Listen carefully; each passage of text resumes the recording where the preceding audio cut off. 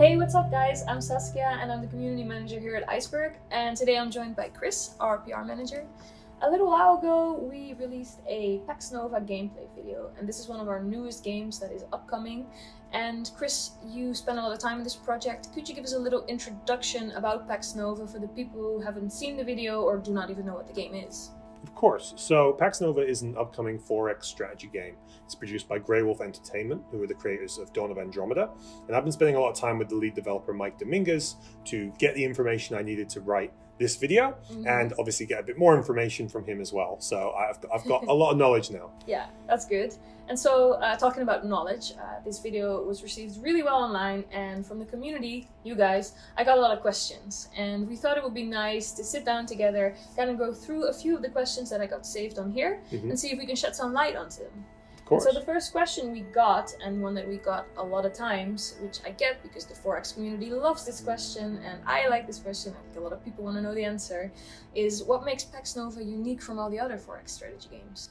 So I think the thing that people say to me, especially when I describe Pax Nova to them for the first time, is that the scale of the game is just unprecedented. So you start out the game on the surface of a planet, you're building your first city, but from there you then go into space, into star systems, and you start landing on more planets, and all the factions in the game are operating across this whole canvas. So the game is huge in scale.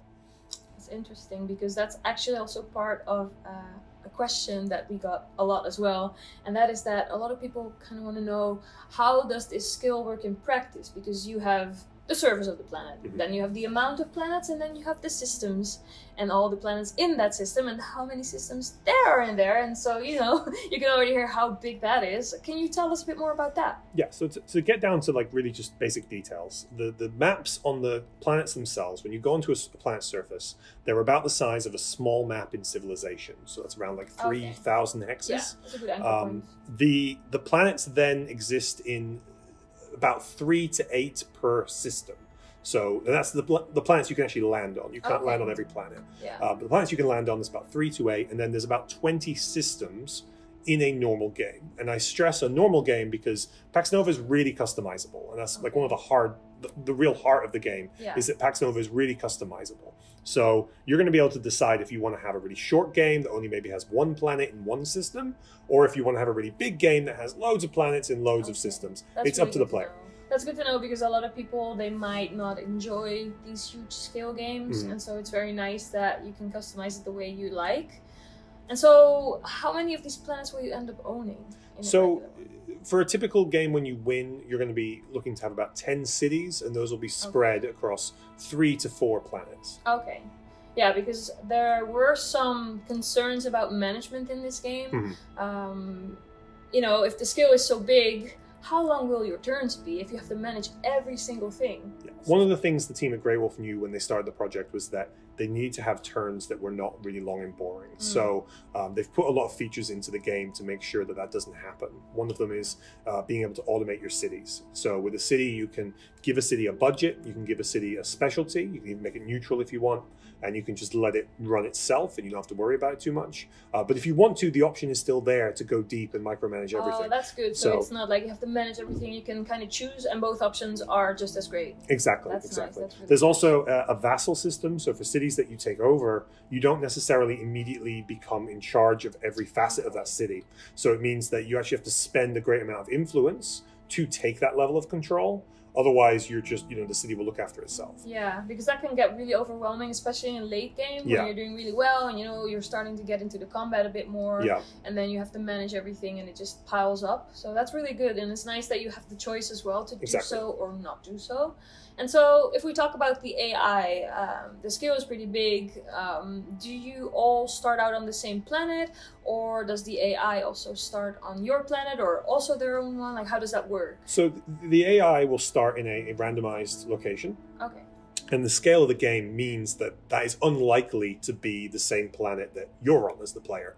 But it can happen. There's nothing in the game that's preventing that from happening necessarily. So in very rare instances, you will get cases where factions have started together. And obviously that creates a very different situation. Yes. I wonder how many people would restart the game if that would happen to them, because that can be really annoying. And more of a science thing. For some of the people that have seen Interstellar, we won't spoil anything, but there's situations where you get into when you deal with planets and space and time. Mm-hmm. So once things go into space at Pax Nova, how does space-time relate to planet time? So it's not as complicated as in Interstellar. Luckily, really, Yeah. it's all abstracted. The ships, for example, in the time it takes for them to travel about 1 light year, a tank on the surface of a planet could go about 1,000 kilometers. So, the difference between space and ground is already abstracted into the layout of the hexes. Right. It would actually be a cool concept for a game to deal with that. It would be, yeah, it'd be interesting. Looking at the scale of Pax Nova, I think that's not a desirable thing. And so you're talking about a tank, and you're talking about a spaceship. These units, are they preset, or can you customize them as well? So every unit in Pax Nova is customizable, right the way down from your ground units all the way up to the spaceships themselves. Okay. And those can go into quite a bit of detail. You can give them a different visual appearance, and you can also be adding all kinds of weapons and modifications.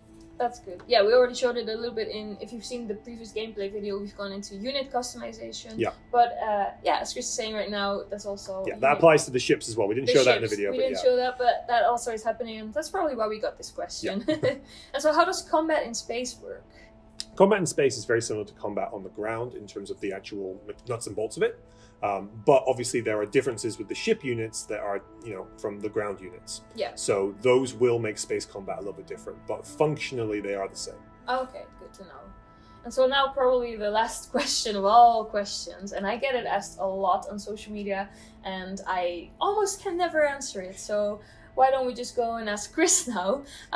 Pax Nova, when does it release? So I can tell you that the game has literally just exited a really lengthy QA period. It's gone really well. Yeah. The team right now are working really hard on making some final polishes and tweaks, but I can announce that the game will enter early access on Steam this May 9th. May 9th, yeah. And that's super quick as well.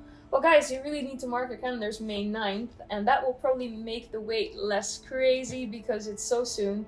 Well, first of all, thanks for answering these questions today, Chris. I really hope we answered most of the questions that you guys had for us. Good thing is you'll probably be able to try it out for yourself. Other than that, if you're not connected to Pax Nova or to us, Iceberg Online yet, here you can see our social channels, and we also have a Discord channel. We would love to have you there. Chris, thank you so much, and you guys, thank you for watching, and we hope to see you in the next video. Bye! Bye!